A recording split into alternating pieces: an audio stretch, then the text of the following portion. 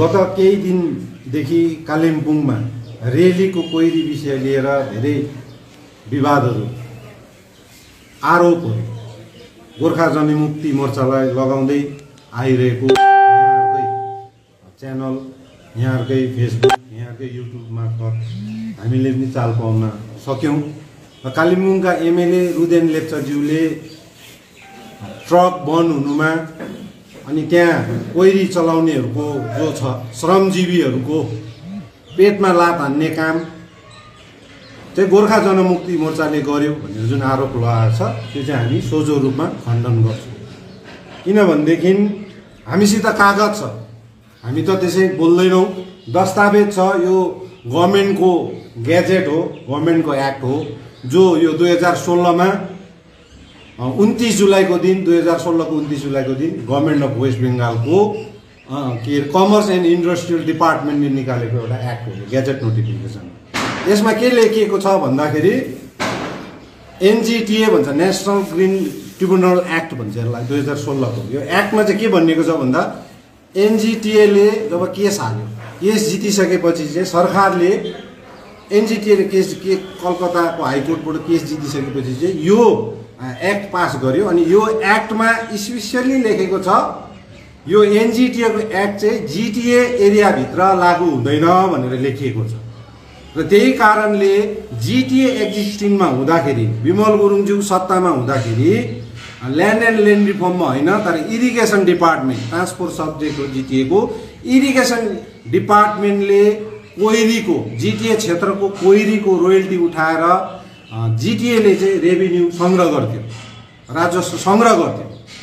अनि त्यसो हुँदा चाहिँ 2016देखि 2017सम्म चाहिँ जति बेला सत्तामा थिए गोर्खा जनमुक्ति मोर्चा, विमल गुरुङज्यू जब सत्तामा थिए त्यतिन्जेल चाहिँ 2500 जस्तो ससानो कोइरी चलाएर जीविका अर्जन गर्ने श्रमजीवीहरूले 1 एकर 1.5 एकर जमिनहरूमा कोइरी खनन गरेर आफ्नो जीविका अर्जन गर्थे। र त्यो अधिकार सबैले खाओस्, सबैले मुनाफा गरोस्, सबैको चुल्हा जलोस्, सबैको घर चलोस्, सबै गरिब गुरुबाको नानीहरूले राम्रो स्कुल पढोस् भनेर अध्यक्ष महोदय जिटिएले एनजिटिएको एक्टलाई सरकारले नै भनेको, विमल गुरुङले होइन अनि गोर्खा जनमुक्ति मोर्चाले होइन, जिटिएमा चाहिँ एनजिटिए लागू हुँदैन भनेर यो नोटिसमा लेखिएको छ। र त्यही मुताबिक इरिगेसन डिपार्टमेन्टले चाहिँ टिपी रोयल्टी काटेर टिपी दिन्थ्यो र त्यो उठेको रेभिन्यू चाहिँ जिटिएको डिपार्टमेन्टको खातामा जान्थ्यो। र अस्ति म त आरोप लगाए कालिम्पोङका विधायकले कि त्यो जिटिए इरिगेसनको पैसा चाहिँ धदली भयो। धदली भयो भनेदेखि 17को सेप्टेम्बरदेखि त उहाँहरू बसेका हुन् नि जिटिएमा, उहाँहरूले अडिट किन गराएनन्, उहाँहरूले जाँच किन गराएनन्? पक्राउनु पर्थ्यो। यदि त्यहाँ धदली भएको छ, करप्सन भएको छ भने उहाँहरूले एक्सन लिनु पर्थ्यो, तर लिएन। अब खास कुरा चाहिँ के हो भन्दाखेरि यो जति बेला जिटिएमा एडमिनिस्ट्रेसन भएर अनि थापा अनि रुदेन सादाको कम्पनीहरू, व्यापारीहरू जिटिएमा जब आए, जिटिएको बोर्ड अफ एडमिनिस्ट्रेसन चलाए, त्यति बेला चाहिँ एनजिटिए नेसनल ग्रिन ट्रिब्युनल एक्ट चाहिँ जिटिएमा थोपियो।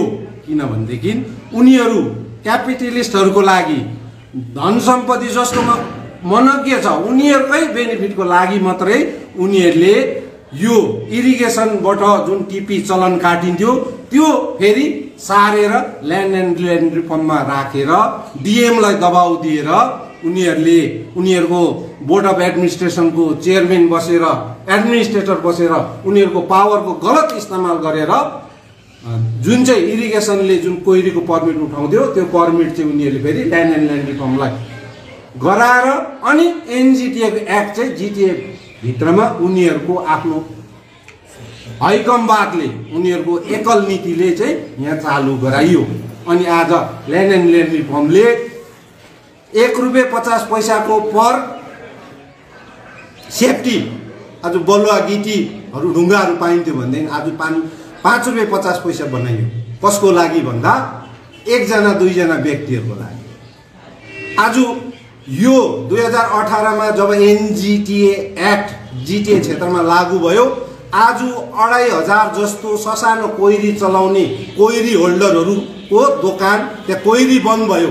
आज 2 व्यक्तिले मात्रै कोइरी चलाउँदैछ। खरसाङमा बन्द छ कोइरी, दार्जिलिङमा बन्द छ, कालिम्पोङमा त सिर्फ 2 जना व्यक्तिले कोइरीमा मोनोपोली गरिरहेको छ। र यसको विरुद्धमा चालकहरूले मन परी टिपी उनीहरूले मन पराएको मान्छेलाई उनीहरूको कुरा मान्नेलाई उनीहरूको यसमेनलाई मात्रै टिपी दिने जुन एउटा भाइ भतिजावाद करप्सनको एउटा चरम सीमा नाग्दाखेरि रेलीको चालकहरूले जुन दिन बाटो बन्द अवरोध गरे त्यति बेला हामीलाई पनि एउटा राजनैतिक जिम्मेवार पहाड तराई डुवर्सको राजनैतिक जिम्मेवार पार्टीको हैसियतले हामीलाई पनि त्यो गुनासो आउँदाखेरि हाम्रो गोर्खा जनमुक्ति मोर्चाको शीर्ष नेतृत्वहरू रेलीको त्यो अवरोधमा गएर त्यहाँको फिल्ड भिजिट गरेर प्रशासन एमबीआई थिए, आईसी थिए अनि ल्यान्ड रिफर्मको अफिसरहरू थिए 2 जना, उनीहरू बीचमा बसेर यो समस्या के हो यसको निदान हुनुपर्छ भनेर हाम्रो त्यहाँ बहस भएको थियो। हामीले कदाचित ट्रक चालकहरूको ट्रक बन्द गर भनेर हामीले कहिले उनीहरूलाई उस्काएको कुनै पनि प्रमाण छैन नि, हामीले उस्काएको पनि छैनौँ। जे सत्य हो त्यो कुरो हामी बताउँदैछौँ। आज आएर तपाईँको कोइरीमा शशि लेप्चाको नाममा र सकिल अहमदको नाममा चाहिँ कोइरी चल्दैछ। घिस गेल र रेलीमा 2 जना व्यक्तिको नाममा चाहिँ आज कोइरी चल्दैछ। कसरी चल्दैछ? एनजीटीए को एक्टले के भन्छ भन्दाखेरि पहिला त 1 एकर 1.5 एकर जमिनमा ससानो कोइरी होल्डरलाई कोइरी चलाउनु दिन्थ्यो।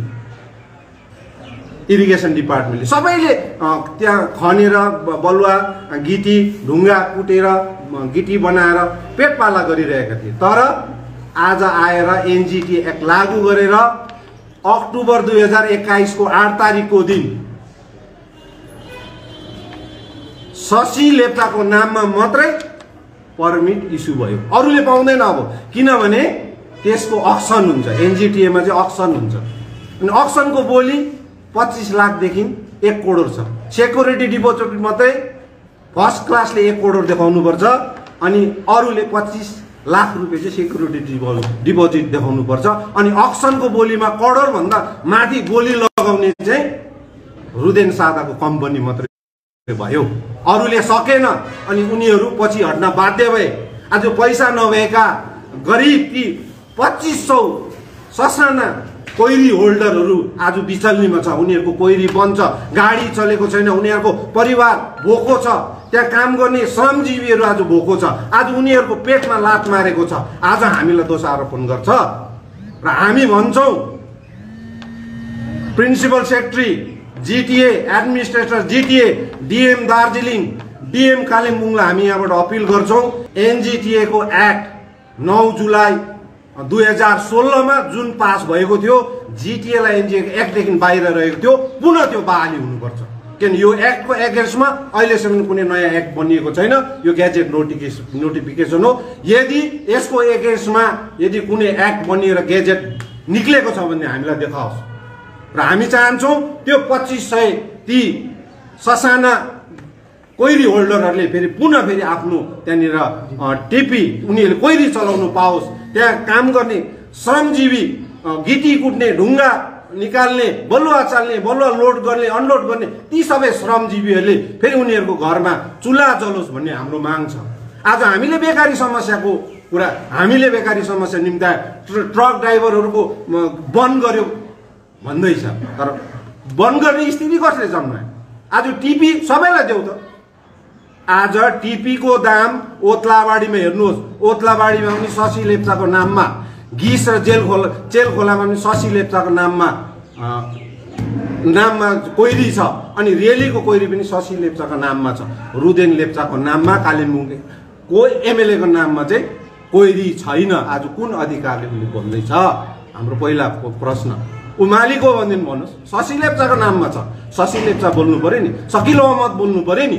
आज कालिम्पोङको एमएलए भएर, कालिम्पोङको जनताको प्रतिनिधि भएर जनताको हितमा, ट्रक ड्राइभरहरूको हितमा, श्रमजीवीहरूको हितमा बोल्नु पर्ने कि कोइरीको मालिकको हितमा बोल्नु पर्ने हो? यो कुरो चाहिँ कालिम्पोङ एमएलए स्पष्ट पारेको हुनुपर्छ। अनि कुरा गर्छ के भन्छ भनेदेखि साथीभाइहरू ट्रक ड्राइभरहरू बिचल्ली भयो भनेदेखि 5-6 हजार युवाहरू लिएर रेलीमा हामी पनि तमासा गर्नु जान्दछौँ, हामी तमासा गर्छौँ, अशान्ति गर्छौँ भनेर बोल्दैछ। सायद भाइले एउटा शिक्षक जस्तो राम्रो गरिमामय पदमा बसेर काम गर्दैछन्। सुन्दैछु ती हिजो जुन अन्तर्वार्ता दिए डम्बरचोकबाट अमीर भाइलाई म यहाँबाट सानो निवेदन सुझाव पनि दिन चाहन्छु। अलिकति भाइभन्दा पाको भएकोले गर्दाखेरि भाइको इन्टरभ्यू हुँदैछ 22 तारिक एसियोमा प्राइमेरी स्कुलको निम्ति। अनि इन्टरभ्यू लिने जति पनि प्यानलमा हुनुहुन्छ उहाँहरूलाई पनि म अनुरोध गर्छु, यस्ता असभ्य भाषा बोल्ने, एउटा कुनै पार्टीको आडमा आएर दादागिरी देखाउने, कालिम्पोङको शान्ति श्रृङ्खला भङ्ग गर्ने व्यक्तिलाई चाहिँ तपाईँहरूले एसियमको प्राइमेरीको टिचर नियुक्ति गर्नुहुन्छ। हामी सुन्दैछौँ अलरेडी नियुक्ति भइसक्यो, 22 तारिक नोभेम्बर त डेट मात्रै पर्खेको भनेर हल्ला पनि सुन्दैछौँ हामी। र यस्ता व्यक्तिहरू शिक्षक भयो भनेदेखि प्राइमेरी शिक्षा भनेको त शिक्षाको धरातल हो, बेस हो। त्यहाँनिर यस्ता मानसिकता भएका, यस्ता कुविचार भएका व्यक्तिहरूलाई शिक्षक जस्तो गरिमामय पदमा नियुक्ति गरिदियो भने हाम्रो आउने भावी पिँढी कस्तो हुन्छ त्यो पनि एकपल्ट त्यो इन्टरभ्यू बस्ने प्यानलिस्टहरूले पनि हामी सोचिदिने हामी अपिल गर्छौँ। अनि हामी चाहन्छौँ जबसम्म यो कोइरीको समस्या हल हुँदैन, जबसम्म एनजिए एक्ट जिटिए क्षेत्रबाट फिर्ता हुँदैन, जबरजस्ती थोपियो अनि थापा अनि रुदेन लेप्चाको इन्ट्रेस्टमा एनजिटिए जबरजस्ती थोपियो, जुन चाहिँ यो ग्याजेटदेखि बाहिर राख्यो त्यो जिटिएलाई एनजी एक्टदेखि बाहिर राख्यो। जबसम्म यो पुनः बहाली हुँदैन, पहिलाको स्थितिमा जबसम्म जिटिए ल्यान्ड एन्ड ल्यान्ड रिफर्मबाट इरिगेसनमा जबसम्म टिपी दिने परमिसन पर्मिट दिने जुन अधिकार जबसम्म के अरे इरिगेसनलाई दिँदैन तबसम्म कसैले पनि टिपी चाहिँ चलन नगरिदियोस्। अनि चाहन्छौँ हामी कि डिपार्टमेन्टले गरोस्, किनभनेदेखि डिपार्टमेन्टले गर्यो भने निष्पक्ष हुन्छ, सबैले पाउँछ, यहाँ मनमानी हुँदैन। आज टिपीको दाम आज बढेर 400 रुपियाँ भयो, 150 रुपियाँको टिपीको दाम बढेर आज 400 रुपियाँ पुग्यो। कसको कारणले गर्दा?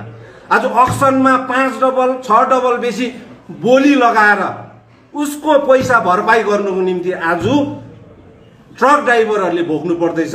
घर बनाउने गरिब गुरुबाले बलुवा किन्दा, गिटी किन्दा, ढुङ्गा किन्दा आज त्यहाँबाट भरपाई गर्नु पर्दैछ। हामी त्यसको विरोधमा बोल्यौँ। आज त्यही घिसखोला र त्यही चेल खोलामा 900 रुपियाँ दाम छ टिपीको, आज कालिम्पोङमा 1100 कसरी भयो? 200 रुपियाँ ज्यादा कसरी लिँदैछ? 150 सेफ्टी बलुवाको दाम 525 रुपियाँ हो। घिस र चेल खोलामा 500 रुपियाँमा आज पनि 150 सेफ्टी बलुवा गिटी लोड हुँदैछ। तर कालिम्पोङमा 2800 रुपियाँ कसरी लिँदैछ? 1100 रुपियाँ टिपीको दाम, 2800 रुपियाँ बलुवा गिटीको दाम भनेपछि तपाईँ 3900 रुपिस पर्दैछ बलुवाको दाम। गाडीको दाम अलग्गै, गाडी भाडाको दाम अलग, ट्रान्सपोर्टेसनको दाम अलग्गै। आज एकजना व्यक्तिको पकेट भर्नु, एकजना मान्छे करोडपति बनाउनुका लागि आज गरिब जनताले आज यसरी 8000 9000 बलुवाहरू किन्नु पर्दैछ। आज यो अत्याचार हुनु हुँदैन, यो हैकमवाद हुनु हुँदैन, यो तानाशाही, यो हैकमवादी र एकल नीति चाहिँ अब बन्द हुनुपर्छ। व्यापारीले होइन, राम्रो समाजलाई भलो चाहने मान्छेहरूले समाज दार्जिलिङ, कालिम्पोङ, खरसाङ, तराई डुवर्सलाई चाहिँ नेतृत्व गरेको हुनुपर्छ भन्ने हाम्रो कुरा हो। हामी एडिएम एलआर कालिम्पोङलाई हामीले आफ्नो कुराहरू बताएको छौँ। अब हामी के अरे प्रिन्सिपल सेक्रेटरी, जिटिएको एडमिनिस्ट्रेटर अनि बङ्गालको मिनिस्टरहरूलाई यो विषयमा पत्रचार गर्छौँ। किनभने यो चाहिँ कसरी चाहिँ अवैध रूपमा चाहिँ कसरी चाहिँ इरिगेसन डिपार्टमेन्टबाट जुन कोइरीको टेन्डर हुन्थ्यो होइन, कोइरीको के अरे राजस्व त्यहाँ सङ्ग्रह गरिन्थ्यो, त्यो चाहिँ कसैलाई नभनिकन डिएमलाई प्रेसर दिएर अनि थापा र रुदेन सादाको कम्पनीको नाफाको लागि चाहिँ ल्यान्ड एन्ड ल्यान्ड रिफर्म कसरी सार्यो। यो त अर्डर हो, यहाँ हेर्नुहोस्, म देखाउँछु तपाईँलाई, दिन्छु म अहिले, हेर्नुहोस् न। त्यहाँ स्पेसली जिटिएमा लागू हुँदैन, एनजिटिए लागू हुँदैन जिटिएमा भनेर लेखिसकेपछि अहिलेसम्म पनि सेम छ, यहाँ लागू हुँदैन, जिटिए क्षेत्रमा लागू हुँदैन। तर उनीहरूको पैसाको बलले उनीहरूले एक दुईजना बिक्री हुने मान्छेलाई किनेर आज उनीहरूले यसरी धँधली गरिरहेको छ। यो त जनतालाई अन्याय भयो नि त। उनीहरूको भरपाईको लागि उनीहरूलाई करोडपति बनाउनुको लागि जनता मर्नु, ट्रक ड्राइभरहरू मर्नु, चालकहरू मर्नु, त्यो त भएन नि त। हिजो पो हामी थिएन होइन, 17 मा थिएनौँ हामी, 18 मा थिएनौँ, 19 मा थिएनौँ, 20 मा थिएनौँ नि, अब हामी 21 मा चाहिँ छौँ। त्यो पनि जिउँदो छौँ, जिउँदो मान्छे भएर बोल्छौँ हामी मरेको लास होइनौँ। हामी अन्याय अत्याचारको विरुद्धमा चाहिँ बोल्छौँ। हामीलाई एक चाहिँ एक त्यसै बोलेको नि 535 नम्बरमा शशि लोप्चाको नाममा चाहिँ भएको छ होइन। 8 अक्टोबर 2021 मा 4:39 भएको, उसलाई उसको नाममा एलटमेन्ट गर्यो। कागज छ, यत्रो कागज बोल्छ, त्यसै बोलेको होइन नि। जेसिपीले खन्छ, पुल मुनि खन्नु पाउँछ, रेलीको पुल मुनि के अरे जेसिपीले खन्दै गरेको फुटेज छ, हाम्रो बोर्ड लगाएको छ, सिसिटिभी छ। जुन ठाउँमा कोइरी खन्ने उनीहरूलाई पर्मिसन त्यहाँ सिसिटिभी हुनुपर्छ, त्यहाँनिर बोर्ड लगाएको हुनुपर्छ। स्कुल हुनु हुँदैन, पानीको रिजर्भ ट्याङ्की हुनु हुँदैन, पुल हुनु हुँदैन, तर पुलकै मुनि उनीहरूले खन्दैछन्। आज भन्नुहोस् त, पालादेखि लिएर विद्याङसम्मको जमिनहरू धस्केर आज कालिम्पोङको नक्सा परिवर्तन हुने स्थितिमा छ। कुनै पनि समयमा अस्ति दसैँकै छेउमा पानी पर्दाखेरि कस्तो स्थिति हो, दबिएको छ। आज भुइँचालो, यो त सिस्मिसिक जोन हो, 5th जोनमा पर्छ यो हिल्स। आज यो प्रकारको अवैध खननले गर्दाखेरि कालिम्पोङको भविष्य डमाडोल हुँदैछ, अन्धकार छ। यो कुरो सबै कुरो बुझेर पनि नबोल्नु चाहिँ हामी सक्दैनौँ। हामी मुख दर्शक भएर चाहिँ बस्नु सक्दैनौँ। हामी अब आएको छौँ, हामी बोल्छौँ, सत्य कुरा के हो त्यो चाहिँ हामी राख्छौँ।